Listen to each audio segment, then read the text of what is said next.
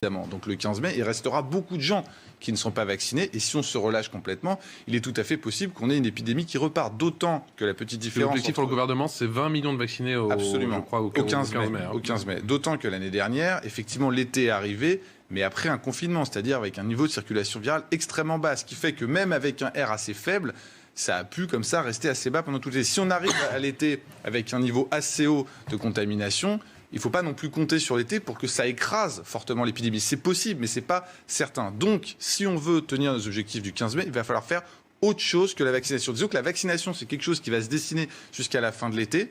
Mais le 15 mai, on peut réouvrir grâce à d'autres outils, et y compris le pass sanitaire, qui, à mon avis, est absolument essentiel pour réouvrir l'économie française.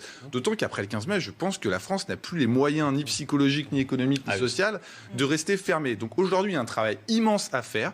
Ce n'est pas parler de vaccination, parce que la vaccination, c'est un problème industriel. Donc de toute façon, on peut en parler sur les plateaux télé. Les maires peuvent ouvrir 10 centres de vaccination par commune. Si on n'a pas les doses, ça ne sert à rien. Donc après, chacun essaie de se montrer avec un centre de vaccination.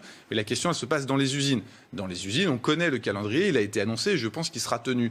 Mais si on calcule un petit peu tout ça, on se dit que le 15 mai, il va falloir faire soit comme les Anglais, soit comme les Allemands, soit comme les Américains, et miser sur le testing, parce qu'on a des nouveaux outils. Je vous rappelle que les Anglais et les Américains, qui ont beaucoup d'avance sur la vaccination par rapport à nous, on vient de vacciner 100 millions de personnes aux États-Unis, sont en train de déployer largement des protocoles basés sur le fait que les gens se testent régulièrement. Pourquoi ? Parce qu'ils ont compris que pour faire le pont jusqu'à l'immunité collective, et s'il arrivait le moindre problème au niveau variant, au niveau vaccination, il faut qu'il y ait un plan B. Et ce plan B, c'est apprendre à vivre avec le virus, mais différemment de ce qu'on a fait avant.